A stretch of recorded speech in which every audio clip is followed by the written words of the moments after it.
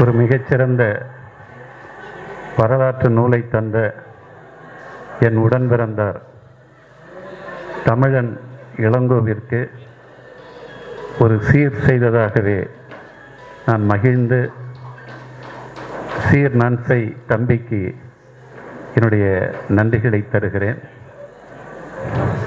ஐயா அடிகளார் அவர்கள் ஒரு குழந்தையைப் போல் இங்கே வந்து இந்த நூலை கோவைக்கு அல்ல, தமிழ்நாட்டிற்கு அல்ல, கேரளாவிற்கு அல்ல, உலக ஒடுக்கப்பட்ட மக்களுக்கு இந்த நூலை காணிக்கை செய்ய வந்திருக்கிறார். பாமரன் அச்சு புத்தகத்தை பேச்சு புத்தகமாக முழுக்க நமக்கு அவ்வளவு அழகு ஒழுக ஒழுக ஒரு மலை புல்மேட்டில் பெய்த மழையை அதனுடைய வேர்கள் பாறைகளில் இறக்கி ஒரு சோலை காட்டின் வழியே இறங்கிய ஒரு ஆற்றின் அந்த அழகை போல் அவருடைய பேச்சு அந்த புத்தகத்தின் முழுமையை உள்குடித்து வடித்த ஒரு சமூக நீதியின் அருவியைப் போல் அமைந்தது. அந்த ஆள் கொஞ்சம் எடை குறைந்திருக்கலாம், ஆனால் அவருடைய ஆற்றலின் எடை குறையவே இல்லை. அவர் நம் தமிழ்நாட்டிற்கு கிடைத்த ஒரு மிகப்பெரிய பெரியார்தாசனுக்கு அடுத்து நகைச்சுவையோடு மட்டுமல்லாமல் நாட்டின் நலன் கருதிய பார்வையில் அந்த பேசிய பேச்சுக்கு உங்கள் அனைவரின் ஒப்புதலோடும் என்னுடைய வாழ்த்துக்களையும் நான் அள்ளி தருகிறேன். இப்போ நான் என்ன பேசுறதுன்னே தெரியாத இடத்துல இப்போ நான் நிற்கிறேன். இளங்கோ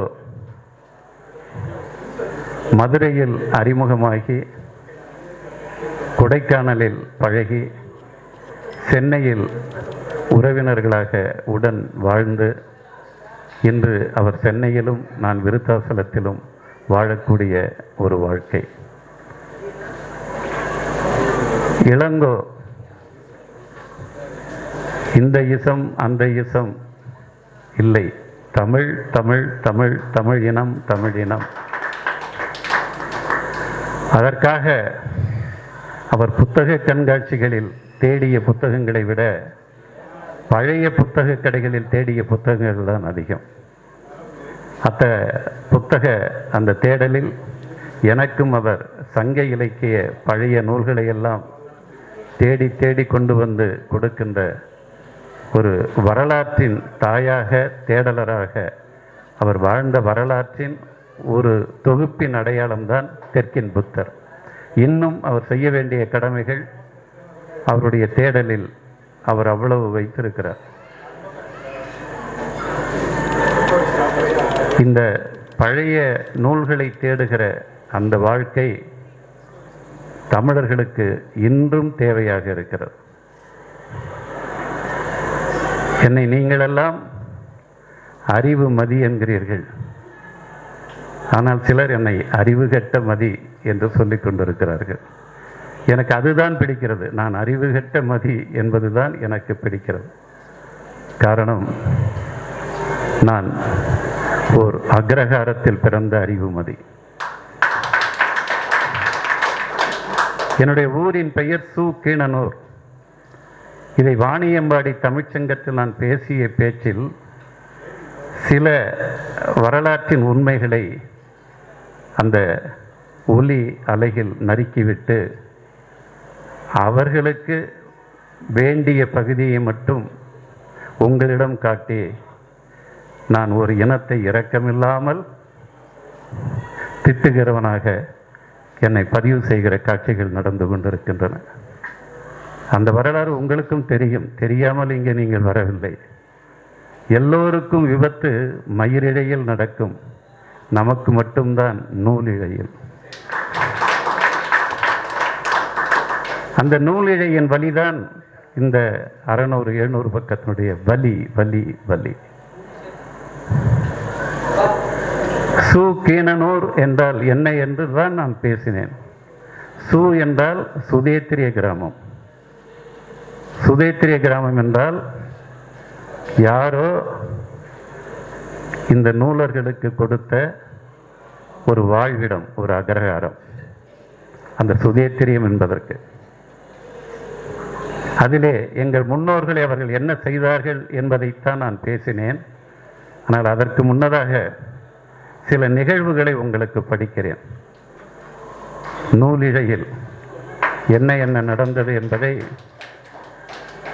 அவர்கள் கண்முன்னே கீழ் சாதியினர் பட்டால் தீட்டு. கண்ணிலே படக்கூடாது.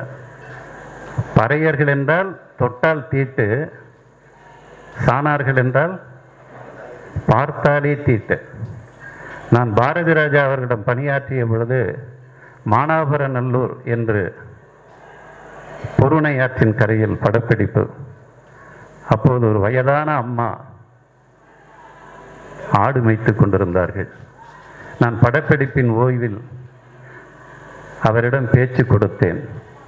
அப்போது அவர்கள் சொன்னார்கள், தம்பி, எங்கள் காலத்தில் இந்த மொட்டை அடித்த அந்த அம்மாக்கள் ஆற்றுக்கு குளிக்க போவாங்க. போகும்போது அவங்க கையில் ஒரு குச்சி இருக்கும். அந்த குச்சை தரையில் தட்டிக்கிட்டே ஒத்து ஒத்து ஒத்து ஒத்து ஒத்து ஒத்து அப்படின்னு அவங்க சொல்லிட்டு போவாங்க. அந்த சத்தம் கேட்டால் நாங்கள் செடியிலையும் மரத்துலையும் பதுக்கிண்டுப்பா, எங்களை பார்த்தாலே அவங்களுக்கு தீட்டான் என்று ஒரு அம்மா சொன்னது என் வரலாற்று ஆவணம், என் கள ஆய்வில் கிடைத்த உண்மை. அதை நான் சொல்லாமல், என் தமிழனுக்கு சொல்லாமல் நான் எப்படிடா சமூக நீதியை பற்றி பேச முடியும்? அதை தான் சொல்கிறாரு. இந்த பதிவு இருக்குது. இந்த புத்தகத்தை நீங்கள் இன்றைக்கி வர்றதுக்குள்ளே அவ்வளோ விற்பனை ஆகியிருக்குங்கிறது எனக்கு மகிழ்ச்சி. சீர், உன்னுடைய அந்த முயற்சி இன்னும் இன்னும் வெல்லட்டும். இது தமிழில் மட்டுமல்ல, கேரளாவிலும் மலையாளத்திலும் மொழிபெயர்க்கப்பட்டு அங்கும் இன்னும் அந்த மூளைகளுக்குள் அந்த அறத்தை மனிதர்கள் மட்டுமல்ல, மக்கள்கள் மட்டுமல்ல, அனைத்து உயிர்களும் நம் உடன் பிறந்தார்கள் என்ற நம்முடைய அந்த வலிமை மிக்க தமிழ் அறத்தை உலகத்திற்கு கொடுக்க பிறந்த நூல்தான் இந்த தெற்கின் புத்தர். அதில் இன்னும் சொல்லுகிறார், பெண்கள் தண்ணீர் குடத்தை இடையில் வைத்து சுமந்து செல்லக்கூடாது. புரிகிறதா? இப்படி தூக்கிட்டு போகணும், இடுப்பில் வைக்கக்கூடாது. இந்த கொடுமையெல்லாம் இப்போ நினைச்சு பாருங்க. உங்க மகளுக்கு இப்படி செஞ்சா இப்ப நீங்க ஒத்துப்பீங்களா? நம்ம தாத்தா ஒத்துக்கிட்டு இருந்தான், நம்ம பாட்டன் ஒத்துக்கிட்டு இருந்தான், நம்ம பாட்டியை ஒத்துக்கிட்டு இருந்தா, அவதானே சுமந்த. அந்த வழியை நாம் இப்போது மீட்டு கொடுக்காமல் இந்த தமிழ்நாட்டை மீட்க முடியாது என்பதை நீங்கள் உணர்ந்து கொள்ள வேண்டும். எந்த சூழலில் நீங்கள் அமர்ந்திருக்கிறீர்கள்? சிரிப்பதற்காக பல மேடைகள் இருக்கலாம், பட்டிமன்றங்கள் நடத்துவதற்காக பல மேடைகள் இருக்கலாம். ஆனால் இந்த நூல்களை போன்ற அந்த அறிவு செவ்வகத்தை சேர்த்து கொடுக்கக்கூடிய இந்த மேடைகள் தான் ஐயா நாளைய விடியலுக்கு உங்களுக்கு விதை போடும். காலணி அணியவும் அனுமதி மறுக்கப்பட்டது. ஆத்து மணலை காலில் செருப்பு இல்லாமல் கடந்திருக்கிறீங்களா? நான் சின்ன பையனை கடந்திருக்கிறேன். அப்போ கூட நான் மேலே போட்டிருந்த சட்டையை கழட்டி அதில் கொஞ்சம் தூரம் நின்றுட்டு அப்புறம் கடந்த பையன் நான். என் பாட்டன் சுடுமணலில் நடக்க வைக்கப்பட்டிருக்கான். செருப்பு போடக்கூடாது அவனுடைய தெருவில். கீழ் சாதியினரான நீச சாதியினர் பெரும் தெய்வங்களை வணங்கவும் அக்கோயில்களுக்குள் நுழையவும் தடை விதிக்கப்பட்டது. அதிலிருந்து பிறந்தவன் தான் நாராயணகுரு. இதில் கூட பாருங்க, நம்ம தெய்வங்களை எல்லாம் சிறு தெய்வங்கள் என்கிறான். சரிதானே? அவன் தெய்வம்லாம் பெருந்தெய்வங்கிறான். நம்மளுடைய கூலங்கள் வரகு, திணை, சாமை, கேழ்வரகு, அதுக்கெல்லாம் இப்ப என்ன பேரு? சிறு தானியம் இல்லையா? கூலம். கூல வணிகனார், சிறு கூலம். இன்பம், வள்ளுவனால் பேரின்பமாக சொல்லப்பட்ட இன்பம் சிற்றின்பம். அதை விட உலகத்தில் என்னடா பேரின்பம் இருக்கிறது? அடுத்த உயிரை பெற்றுக் கொடுக்கிற இன்பம் தானடா உலகத்தில் பேரின்பம். நம்ம மனசுக்குள்ள மூளைக்குள்ள நம்முடைய அனைத்து சொற்களையும் அழித்து நொறுக்கி விட்டான். பாலைவனம், ஒரு தாய்மொழிக்குள் இன்னொரு சொல் போனால் என்ன ஆகும் என்பதை எண்ணி பாருங்கள். பாலை வனம், அதுக்கு ஆங்கிலத்தில் என்ன சொல்லுவீங்க? டெசர்ட். ஒரு அந்நிய சொல் உள்ளே வரும்போது உங்களுக்குள் தவறான பொருள் வருகிறது. டெசர்ட் என்று சொல்லுகிறோம். ஆனால் பொள்ளாச்சிக்கு பக்கத்தில் கேரளாவின் அந்த மாவட்டத்திற்கு பெயர் பாலக்காடு. மலையாளி தமிழும் வைத்திருக்கிறான். தமிழன்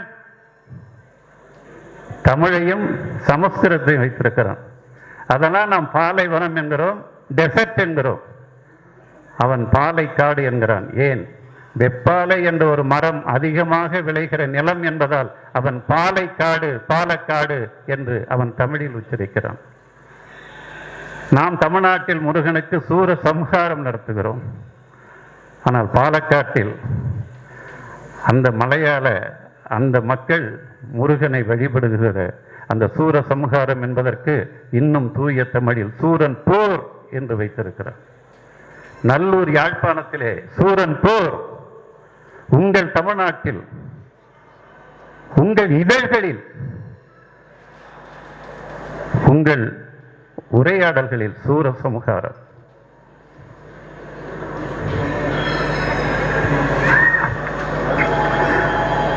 கனமழை பெய்யும் போது குடைபிடிக்க கூடாது.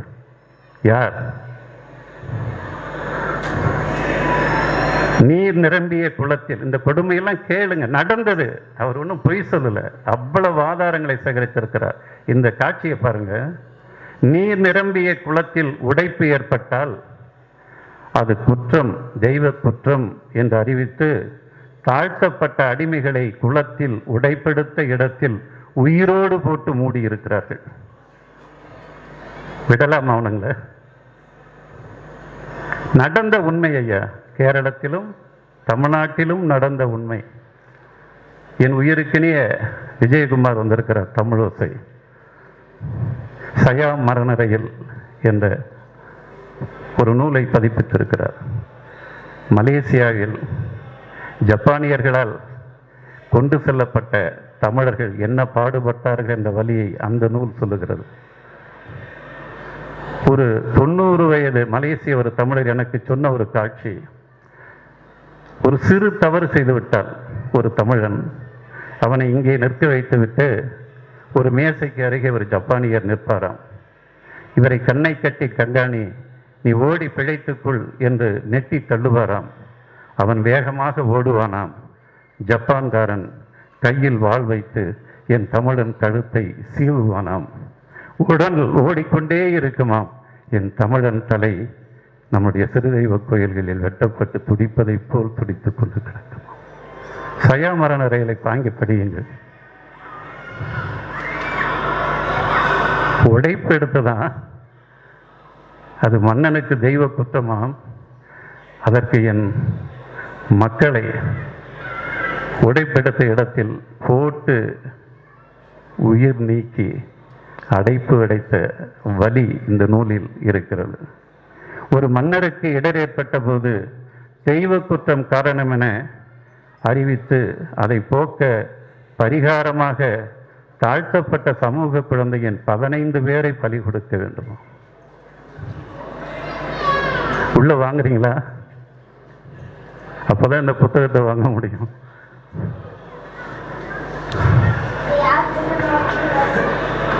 ஒரு சமயம் தாளக்குடி ஊரில் மேலாடை அணிந்ததற்காக சாம்பவர் எனக்குழு பெண் மாடத்தியை மாட்டுக்கு பதிலாக தங்கள் வயல்களில் கலப்பையில் பூட்டி உழுது சித்திரவதை செய்து கொன்றனர். நினைச்சு பார்க்க முடியுதா? இதே கதையைத்தான் நானும் சொன்னேன். என்னுடைய ஊரில் அந்த அக்ரஹாரத்துக்காரர்களுக்கு பணிவிடை செய்வதற்காகத்தான் மிகவும் பிற்படுத்தப்பட்டவர்களாகவும் தாழ்த்தப்பட்டவர்களாகவும் இருந்த எங்கள் வாழ்க்கை அவர்களுக்கு சேவை செய்வதாக எங்கள் பாட்டன் பாட்டிகள் அவர்களுக்கு ஏரோட்டி கொடுத்து காலில் செருப்பு இல்லாமல் ஆடு மாடு மேய்த்து அவர்களுக்கு நெய் போட்டு பருப்பு போட்டு சாப்பிடுகிற வாழ்க்கைக்கு துணையாக இருந்தவர்கள் தான் எங்கள் பாட்டன் பாட்டிகள். என் ஊரில் அவர்கள் சொன்ன அதே வரலாறு இங்கே என் தாய் நுகத்தடியில் மாட்டுக்கு பதிலாக கட்டி ஓட்டினார்கள். என் ஊரில் சிறு தவறு செய்து விட்டால் இந்த தாழ்த்தப்பட்ட மிகவும் பிற்படுத்தப்பட்ட மக்களில் யாராவது ஒருவர் அந்த நுகத்தடியையே முதுகில் வைத்து கைகளை இப்படி வைத்து கட்டி காலை பிணைத்து கட்டி சுடுமணலில் கொதிக்க கொதிக்க சுடுகிற மணலில் அவர்களை போட்டு 4 மணி நேரம் 5 மணி நேரம் அந்த சுடுமணலில் போட்டு வேக வைப்பார்களாம். அதற்கு அன்றைக்கு பெயர் உழைப்பாரி. சிறு தவறு செய்தால் காலால் கிண்ணி போடுவது, கிண்ணி என்றால் வட்டம் போடுவது, அந்த வட்டத்திற்குள் அந்த குற்றம் செய்தவன் நிற்க வேண்டுமாம். அதிலிருந்து கொஞ்சம் மயக்கம் வந்து கொஞ்சம் வெளியே வந்து விட்டால் கூட சாட்டை கடியால் அடித்து,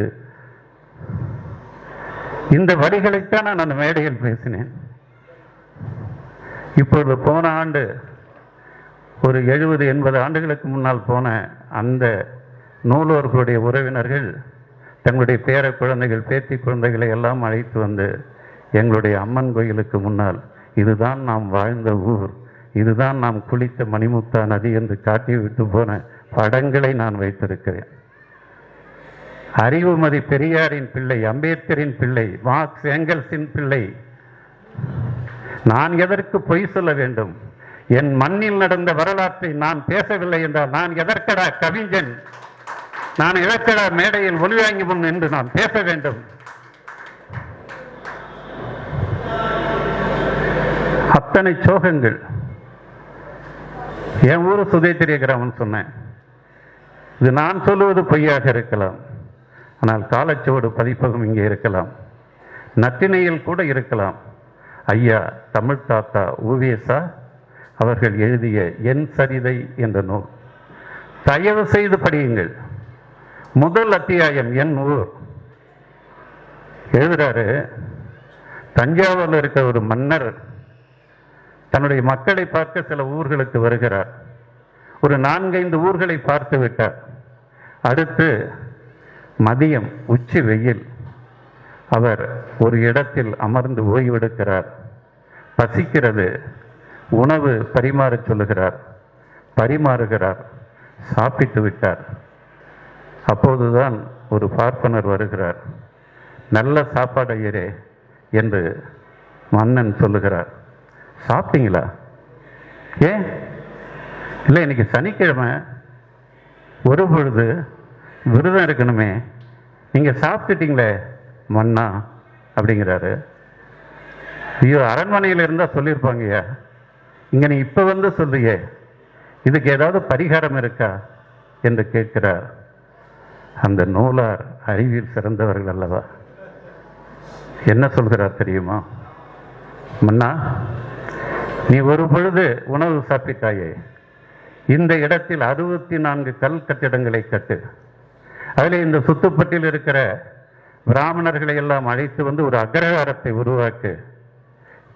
அவனுக்கு 1000-2000 ஏக்கர் இங்கே எழுதி வை. இந்த சூத்திர பசங்க இருக்காங்கல்ல, அவங்களெல்லாம் கொண்டு வந்து அவனுக்காக உழைக்க வை. அந்த ஒரு பொழுது நீ சாப்பிட்டதற்கு பரிகாரம் வந்துவிடும் என்று சொல்றார். அப்படி மன்னன் கொடுத்த, பார்ப்பனர்களுக்கு கொடுத்த ஊரின் பெயர்தான், நான் பிறந்த ஊரின் பெயர்தான் என்று என் தமிழ் தாத்தா ஊவேசா சொல்கிறார். அந்த ஊரின் பெயர் உத்தமதானபுரமாகும்.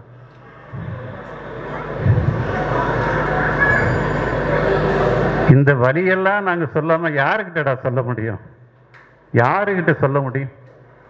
என் தமிழங்கிட்ட தான் சொல்ல முடியும். அவனுக்கு இத்தகைய அரசியல் அறிவை ஊட்டாமல்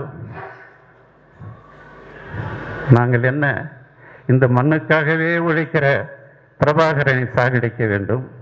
ஒற்றுமை இல்லாமல் முற்றும் முடிந்ததாய் நினையாதே, முத்து மூட்டிய நெருப்பு அணையாதே என்று எழுதினேன். முத்து யாருன்னு உங்களுக்கு தெரியுமா? முத்துக்குமார். அவன் எங்கே பிறந்தான்? ஐயாவின் அந்த இனக்குழு வளையத்திற்குள் தான் ஐயா அவனும் பிறந்தான். காமராசர் ஐயா பிறந்த அந்த தூய மண்ணில் தான் அவனும் பிறந்தான்.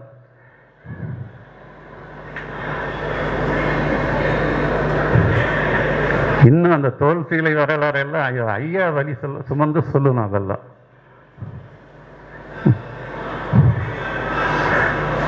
நம்ம பாமரன் சொன்னார்ல, பல்பு.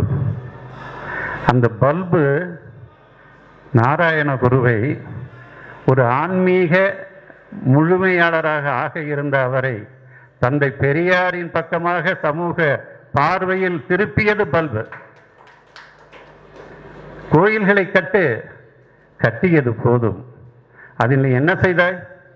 அவனுடைய பெருங்கடவுள்களை, உனக்கு ஒரு பெருங்கடவுள் இருந்தால் நான் ஒரு பெருங்கடவுள்களை உருவாக்கி என் தாழ்த்தப்பட்ட மக்களுக்குள் இருக்கிற தாழ்வு மனப்பான்மையை நீக்கி உனக்கும் எனக்கும் சமம் என்ற ஆன்மீக வழி நான் நிரூபிக்கிறேன் என்பதற்காகத்தான் அவர் அந்த பெருங்கோயில்களை கட்டத் தொடங்கினார்.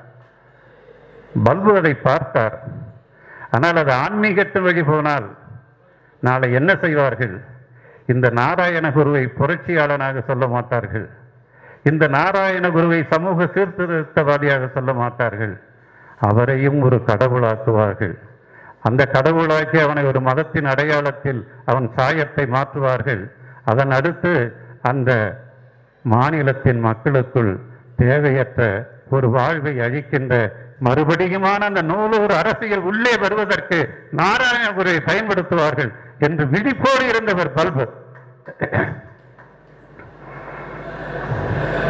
குமாரன் ஆசான் அந்த படித்தாரே, அவர் படிக்க எவ்வளவு வேதனைப்பட்டார் என்பதை படித்து படித்து நான் முந்தா நாள் அழுதிருக்கிறேன். சின்ன சின்ன கல்வி அசைவுகளில் கூட அவரை படிக்க விடவில்லை. மருத்துவ கல்வி படிக்க, அதற்குள்ளும் திருவனந்தபுரத்தில் படிக்க வாய்ப்பில்லை. சென்னையிலே போய் அங்கேதான் படிக்கிறார். இதற்குள் இன்னொன்று கதையை சொல்ல வேண்டும். ஓமந்தூரார் என்ற ஒரு முதலமைச்சர் இருந்தார், கேள்விப்பட்டிருக்கிறீர்களா? அவர் முதலமைச்சராக ஆன அந்த சூழலில் அவருடைய மனைவி இறந்து விடுகிறார். ஒரே ஒரு பையன், ஓமந்தூரார் ராமசாமி அவர்களுக்கு. படிக்க அனுப்புகிறார். எங்கே? வாவேசு ஐயர் என்ற ஒரு சுதந்திர போராட்ட வீரர். சுதந்திர போராட்ட வீரரில் அவர் எந்த அப்பழுக்கும் சொல்ல முடியாது. அவர் சேரன்மாதேவியில் ஒரு ஆசிரமம், குலக்கல்வி இல்லை, ஒரு ஆசிரமம். அந்த ஆசிரமத்துக்கு பேரு தமிழ் குருகுலம், தமிழ் குருகுலம். அந்த குருகுலத்தில் போய் யாரு? முதலமைச்சருடைய மகன் போய் சேர்ந்திருக்கிறார். ஒரு கொஞ்ச நாட்களுக்கு பிறகு மகன் அப்பா கிட்ட வர்றாரு, எனக்கு அங்கே படிக்க விருப்பம் இல்லைப்பாங்கிற. ஏன்ப்பா? இல்லைப்பா, அவங்க நூல் போட்ட பசங்களெல்லாம் தனியாக உட்கார வச்சு சாப்பாடு போடுறாங்கப்பா, எங்களெல்லாம் தனியாக உட்கார வச்சு சாப்பாடு போடுறாங்கப்பா, நாங்கள் 2 பேரும் ஒரே கல்வி தானப்பா படிக்கிறோம், எங்களுக்குள்ள என்னப்பா வேறுபாடு என்று அவன் சொல்லுகிறான். இதனை ஐயா கிட்ட சொல்லு என்ற பொழுது அந்த பையன் தந்தை பெரியாரிடம் சொல்கிறான். தந்தை பெரியார் ராஜாஜியிடம் சொல்லுகிறார். ராஜாஜி கேட்டு பார்க்கிறார். முடியாது, சனாதனம் வர்ணாசிரமம் அந்த கொள்கைப்படி தான் நான் நடப்பேன், நான் 2 பேரையும் பிரித்துத்தான் நான் பந்தி வைப்பேன் என்று சொல்லுகிறார். அந்த பையன் அங்கே படிக்க விருப்பமில்லை. எனக்கு அங்கே படிக்க விருப்பமில்லை அப்பா என்று ஒரு புரட்சிக்காரனாக அந்த சிறுவன் அப்பாவிடம் சொல்கிறான். காந்திக்கும் போகிறது இது, இன்னும் காந்திக்கும் போகுது. காந்தியும் சொல்றாரு, அப்பயும் கேட்கல. அந்த பையன் ஒசூர் பக்கத்தில் இருக்கிற ஒரு குருகுலத்தில் சேர்க்கிறார்கள். அங்கே நன்றாக படிக்கிறான். நந்திகில் சென்ற ஒரு நந்திமலை, அங்கே சுற்றுலாவிற்கு அழைத்து போகிற குழந்தைகளில் ஓமந்தூரார் பையனும் ஒருவன். சுற்றுலா முடித்து விட்டு கீழே வந்த பையன் ஒரு நச்சு சுரத்தோடு கீழே இறங்குகிறான். பெங்களூரிலே அவனுக்கு மருத்துவம் பார்க்கப்படுகிறது. பையன் இல்லை, பையன் இறந்து விடுகிறான். இங்கே பாமரன் சொல்லும்போது அந்த அடக்கம் செய்வதற்கு போகாத அந்த ஒரு கதையை சொன்னார். அதே கதை தானையா ஓமந்தூராருடைய கதையும். பையன் இறந்து விட்டான். முதலமைச்சருக்கு செய்தி வருகிறது. அந்த முதலமைச்சர் அன்று என்ன சொன்னான் தெரியுமா? எனக்கு மக்களின் பணி இருக்கிறது, எனக்கு நிறைய கோப்புகள் பார்க்க வேண்டிய பணி இருக்கிறது என்று சொல்லி தன் உடன் பிறந்தானை அனுப்பி நீ போய் இறுதிச் சடங்கு முடித்து விட்டு வா என்கிறான். உடன் பிறந்தான் போய் எரித்து விட்டு அந்த சாம்பல் பொட்டலத்தை கொண்டு வந்து இந்தா உன் மகன் என்று நீட்டினான். நீட்டியது ஓமந்தூராருடைய உடன் பிறந்தான் கையல்ல, வர்ணாசிரமத்தின் கொலைக்கரம் என்பதை உணர்ந்து கொள்ளுங்கள். கல்வி மறுக்கப்பட்ட வரலாற்றை பற்றி மட்டும் பேசினால் அது தமிழன் இளங்கோ ஒரு முழு புத்தகத்தை நமக்கு தர முடியும்.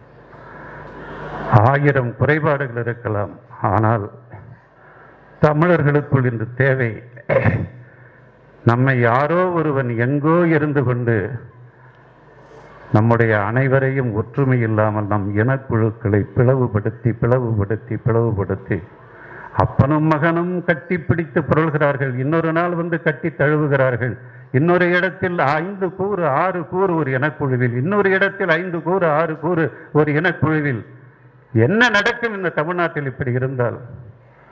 அனைத்து இனக்குழுக்களும் தங்களுடைய சுயநலத்தை மறந்த தலைவர்களை தேர்ந்தெடுத்து நாங்கள் அனைவரும் ஒட்டுமொத்த தமிழர்கள், உலக தமிழர்கள் என்று நீங்கள் ஒற்றுமையாகாமல் இந்த தமிழ்நாடு ஒரு நல்ல அரசியலை, ஒரு நல்ல தலைவனை காண முடியாது. அந்த நல்ல தலைவனை உருவாக்குவதற்கான ஒரு நல்ல நூல்தான் பெருக்கின் புத்தர். அதற்குள் இன்னும் இன்னும் இன்னும் எவ்வளவோ பேசலாம். ஆனால் நீண்ட நேரமாக வைகுண்டரையா காத்திருக்கிறார். அவருடைய புரட்சி தமிழை நாம் கேட்க இருக்கிறோம். பல்வேறு வகையான பொது தலைவர்கள் இவர்கள் எல்லாம். இத்தகைய பொது தலைவர்களை நாம் ஒன்று கூட்டி அனைத்து அரசியல் பேசுகிற தலைவர்களையும் ஒரு இடத்தில் அமர வைத்து இந்த தமிழர்களை வீணாக்குகிற அரசியலை நிறுத்துங்கள் ஐயா என்று சொல்ல வேண்டிய தகுதி ஐயா அவர்களுக்கு இருக்குது. நம்ம சாந்தலிங்க அடிகளாருக்கு இருக்கிறது. எனவே தாழ்த்தப்பட்டவன் யாரால் தாழ்த்தப்பட்டவன், பிற்படுத்தப்பட்டவன் யாரால் பிற்படுத்தப்பட்டவன், மிகவும் பிற்படுத்தப்பட்டவன் யாரால் மிகவும் பிற்படுத்தப்பட்டவன், அந்த கேள்விக்கு பதில் தேடுங்கள். தமிழ்நாட்டின் அரசியல் வெல்லும். நன்றி, வணக்கம்.